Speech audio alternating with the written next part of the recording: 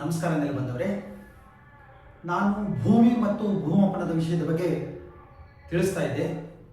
ಇವತ್ತಿನ ದಿವಸ ನಾನು ಕಾವೇರಿ ನದಿ ವಿವಾದಕ್ಕೆ ಸಂಬಂಧಪಟ್ಟಂತೆ ತಿಳಿಸ್ತೀನಿ. ಭಾರತದಲ್ಲಿ ಹರಿಯತಕ್ಕಂಥ ಸಪ್ತ ನದಿಗಳಲ್ಲಿ ಕಾವೇರಿ ಸಹ ಒಂದು. ನಾವು ಹೇಳ್ತೀವಿ ಗಂಗೆ ಚ ಯಮುನೆ ಚೈವ ಗೋದಾವರಿ ಸರಸ್ವತಿ ನರ್ಮದಾ ಸಿಂಧು ಕಾವೇರಿ ಜಲಸ್ಮೈ ಸನ್ನಿಧಂ ಕುರು ಅಂತ. ಕಾವೇರಿ ನದಿ ಕರ್ನಾಟಕದಲ್ಲಿ ಹುಟ್ಟಿ ತಮಿಳುನಾಡು, ಕೇರಳ, ಪಾಂಡಿಚೇರಿ ರಾಜ್ಯದಲ್ಲಿ ಹರಿದು ಕೊನೆಗೆ ಬಂಗಾಳ ಕೊಲ್ಲಿಯನ್ನು ಸೇರುತ್ತೆ.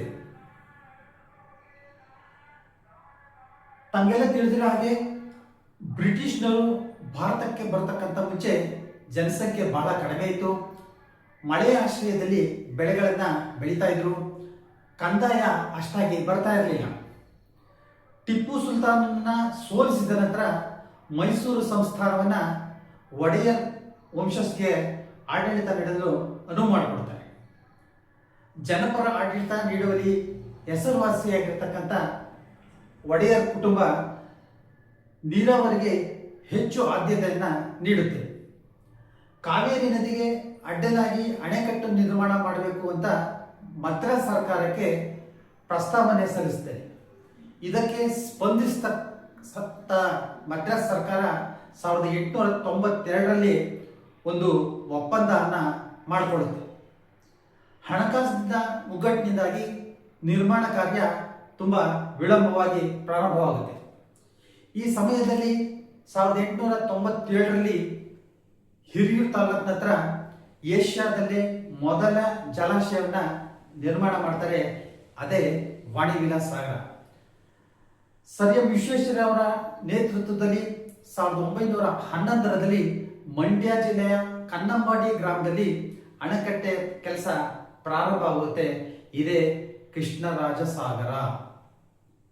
ತಮಿಳುನಾಡಿನಲ್ಲೂ ಕಾವೇರಿ ನದಿಗೆ ಜಲಾಶಯ ನಿರ್ಮಾಣ ಮಾಡಬೇಕು ಅಂತ ಚರ್ಚೆಗಳು ಪ್ರಾರಂಭವಾಗ್ತವೆ. ಮತ್ತೆ 1924ರಲ್ಲಿ ನೀರು ಹಂಚಿಕೆ ಬಗ್ಗೆ 50 ವರ್ಷಗಳ ಅವಧಿಗೆ ಎರಡನೇ ಒಪ್ಪಂದ ಆಗುತ್ತೆ. 1925ರಲ್ಲಿ ಮೆಟ್ಟೂರು ಜಲಾಶಯನ ಪ್ರಾರಂಭ ಮಾಡಿ 1934ರಲ್ಲಿ ನಿರ್ಮಾಣ ಕಾರ್ಯ ಮುಕ್ತಾಯವಾಗುತ್ತೆ. 1947ರಲ್ಲಿ ನಮಗೆಲ್ಲ ಸ್ವಾತಂತ್ರ್ಯ ಬಂತು. ಹೊಸ ಸರ್ಕಾರ ರಚನೆ ಆಗುತ್ತೆ. ಪಂಚವಾರ್ಷಿಕ ಯೋಜನೆಗಳು ಜಾರಿಗೆ ಬರ್ತವೆ. ಆಹಾರದ ಕೊರತೆ ನೀಗಿಸಬೇಕಾಗಿದ್ದು ಸರ್ಕಾರದ ಆದ್ಯತೆ ಆಗಿರುತ್ತೆ.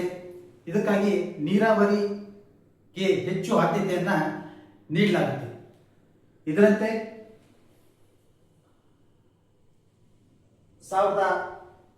1959ರಲ್ಲಿ ಕಬಿನಿ ನದಿಗೆ ಅಡ್ಡಲಾಗಿ ಕಬಿನಿ ಜಲಾಶಯವನ್ನು ಕಟ್ತಾರೆ.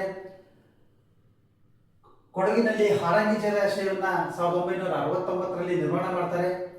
1979ರಲ್ಲಿ ಹೇಮಾವತಿಗೆ ಅಡ್ಡಲಾಗಿ ಜಲಾಶಯವನ್ನು ನಿರ್ಮಾಣ ಮಾಡ್ತಾರೆ.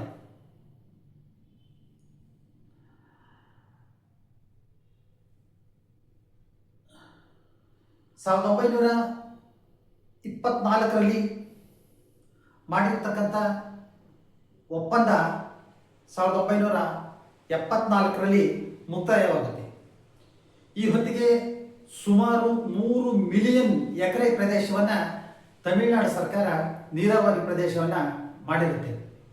ತಮಗೆ ಹೆಚ್ಚು ನೀರು ಅವಶ್ಯಕತೆ ಇದೆ, ನೀರು ಬಿಡಿ ಅಂತ ಕರ್ನಾಟಕ ಸರ್ಕಾರಕ್ಕೆ ಅಹವಾಲನ್ನ ಸಲ್ಲಿಸುತ್ತದೆ. 2 ದಶಕಗಳ ಕಾಲ ಮಾತುಕತೆಗಳ ಮೂಲಕ ನೀರನ್ನು ಬಿಡೋದನ್ನು ಮುಂದುವರಿಯುತ್ತೆ. ನಂತರ ತಮಿಳುನಾಡು ಸರ್ಕಾರ 1990ರಲ್ಲಿ ಸರ್ವೋಚ್ಚ ನ್ಯಾಯಾಲಯದ ಕದವನ್ನು ತಟ್ಟುತ್ತೆ.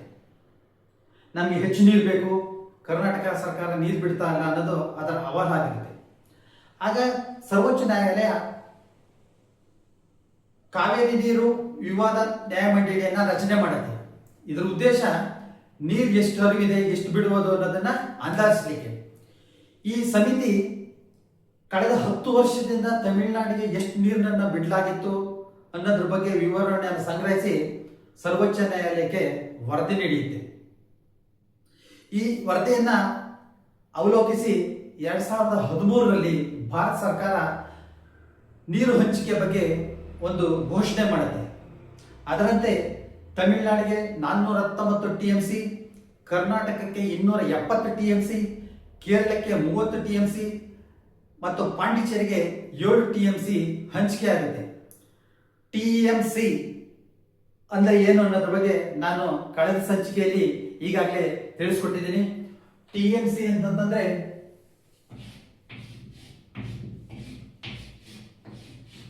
ಒಂದು 1000 ಅಡಿ ಉದ್ದ ಅಗಲ ಎತ್ತರ. ಈ ಪ್ರಮಾಣದಲ್ಲಿ ಎಷ್ಟು ನೀರನ್ನು ಸಂಗ್ರಹಿಸಬೇಕೋ ಇದಕ್ಕೆ ಒಂದು TMC ಅಂತ ಕರೀತಾರೆ. ನೀರಿನ ಹರಿವು ಕಡಿಮೆ ಆಯಿತು. ಇದಕ್ಕೋಸ್ಕರ 2018ರಲ್ಲಿ ಮೊದಲು ಆದೇಶವನ್ನ ಸರ್ವೋಚ್ಚ ನ್ಯಾಯಾಲಯ ಮಾಡುತ್ತೆ. ಅದರ ಪ್ರಕಾರ ತಮಿಳುನಾಡಿಗೆ 404.25 TMC, ಕರ್ನಾಟಕಕ್ಕೆ 284.75 TMC ಮತ್ತು ಇತರ ರಾಜ್ಯಗಳಿಗೆ ಯಥಾಸ್ಥಿತಿಯನ್ನ ಮುಂದುವರಿಸಿ ಆದೇಶ ಮಾಡುತ್ತೆ. ಈ ಹಂಚಿಕೆಯ ನೀರನ್ನ ಜಾರಿಗೆ ತರಬೇಕಲ್ಲ, ಸೊ ಇದಕ್ಕೋಸ್ಕರ ಕಾವೇರಿ ನೀರು ನಿರ್ವಹಣಾ ಪ್ರಾಧಿಕಾರ ಪ್ರಾರಂಭಿಸುತ್ತಾರೆ. ಇದರ ಉದ್ದೇಶ ತೀರ್ಪನ್ನು ನೀಡೋದಾಗಿರುತ್ತೆ. ಇದಾಗಿರ್ತಕ್ಕಂಥ 3 ತಿಂಗಳಲ್ಲಿ ಕಾವೇರಿ ನೀರು ನಿಯಂತ್ರಣ ಸಮಿತಿಯನ್ನ ರಚನೆ ಮಾಡಲಾಗುತ್ತೆ. ಈ ಸಮಿತಿಯ ಉದ್ದೇಶ ಹಾಗೂ ಕೆಲಸ ಏನಪ್ಪಾ ಅಂತಂದ್ರೆ, ಜಲಾಶಯಗಳಲ್ಲಿ ನೀರಿನ ಮಟ್ಟ ಎಷ್ಟಿದೆ, ಒಳಹರಿವು ಎಷ್ಟಿದೆ, ಈ ವಸ್ತುಸ್ಥಿತಿಯನ್ನ ಪರಿಶೀಲಿಸಿಬಿಟ್ಟು ಪ್ರಾಧಿಕಾರಕ್ಕೆ ನೀಡೋದಾಗಿರುತ್ತದೆ. ಇಷ್ಟೆಲ್ಲ ವ್ಯವಸ್ಥೆಗಳಿದ್ರು ಕಾವೇರಿ ನದಿಯ ವಿವಾದ ಕಳೆದ ಹಲವು ದಶಕಗಳಿಂದ ಜೀವಂತವಾಗಿರುತ್ತದೆ. ಇದಕ್ಕೆ ಕಾರಣ ಏನು, ಈ ಬಗ್ಗೆ ನಾನು ಮುಂದಿನ ಸಂಚಿಕೆಯಲ್ಲಿ ತಿಳಿಸ್ಕೊಡ್ತೀನಿ. ನೆಲಮಾಪನಕ್ಕೆ ಸಂಬಂಧಪಟ್ಟಂತ ಎಲ್ಲ ವಿಡಿಯೋಗಳು ಫೇಸ್ಬುಕ್, ಇನ್ಸ್ಟಾಗ್ರಾಮ್ ಹಾಗೂ ಯೂಟ್ಯೂಬ್ನಲ್ಲಿ ಲಭ್ಯವಿದ್ದು ತಾವು ನೆಲಮಾಪನ ಎಂದು ಸಬ್ಸ್ಕ್ರೈಬ್ ಆಗಿ ವೀಕ್ಷಿಸಬಹುದಾಗಿದೆ. ನಮಸ್ಕಾರ.